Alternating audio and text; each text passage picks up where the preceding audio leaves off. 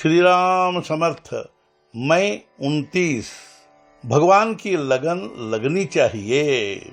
जिसे जो प्रिय होता है वही हम करते हैं तो उसे अच्छा लगता है। भगवान को प्रेम के सिवाय और कुछ भी प्रिय नहीं है। हम में भगवान के प्रति प्रेम निर्माण हो, इसलिए हमें उसके लिए अपनापा लगना चाहिए। ऐसा निश्चय करे कि भगवान को प्राप्त किए बिना नहीं रहूंगा। जहाँ निश्चय या संकल्प होता है वहाँ सब बातें सूझने लगती हैं। तलमलाहट होने पर राह सूझती है। साधु संत हमेशा राह दिखाने के लिए तैयार होते हैं। हम केवल अपनी देह बुद्धि एक तरफ रखकर उनकी शरण में जाए। सारा संसार ही यदि भगवान का है तो फिर चिंता का क्या कारण है। झंझट किसने मोल ली है? स्वयं मैंने ही।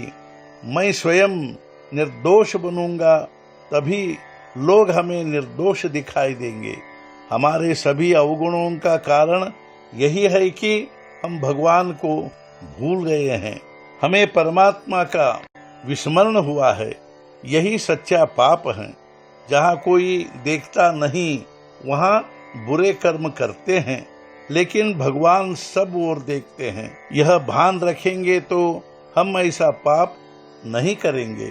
कोई भी काम करते समय यदि फल की आशा रखे तो वह घातक होती है। जिस कृत्य से भगवान हमारे निकट आते हो वही सत्कृत्य होता है। स्नान संध्या करने पर यदि बुरा काम करे तो उससे क्या लाभ? मन में कोई हेतु न रखकर परमेश्वर के प्रति श्रद्धा रखकर व्यवहार करे। मन परमेश्वर को समर्पित करे और उसे किसी अन्य कामों में न उलझाए। एक बार अर्पण किया मन यदि फिर विषय वासना में डूबेगा तो समझना चाहिए कि मन अर्पण नहीं हुआ। मेरी गृहस्थी जैसी भी होने वाली हो वैसी हो, किंतु हे भगवान मुझे तुम्हारा विस्मरण न हो, ऐसी हम अनन्य भाव से प्रार्थना करें। प्रत्येक कृति में मैं भगवान का हूँ ऐसा भान रखे। अवनति के समय में भी जो भगवान का होकर रहता है उसे फिर किसी का भी डर नहीं लगता। पांडवों के साथ तो साक्षात भगवान थे, फिर भी उन्हें कितने संकटों से संघर्ष करना पड़ा, कितने भोग उन्होंने भोगे।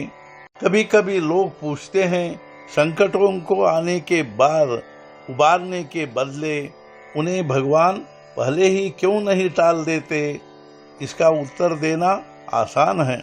कई बार हम पर आने वाले संकट यदि कोई टाल दे तो हम कहते हैं कि संकट आने को ही नहीं थे। यदि सच कहा जाए तो संकट हमारे ही कर्म के फल होते हैं। यदि संकट काल में हमें भगवान का स्मरण रहे और उसके अस्तित्व का भान रहे तो वह बात भी हमें संतोष देती है।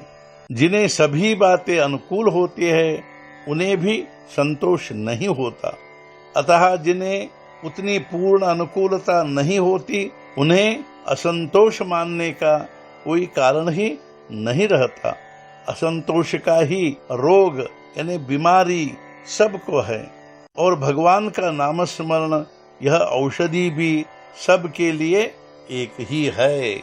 आज का मुख्य विचार, जिसका संतोष भगवान पर निर्भर है उसका संतोष किसी भी परिस्थिति में भंग नहीं होगा।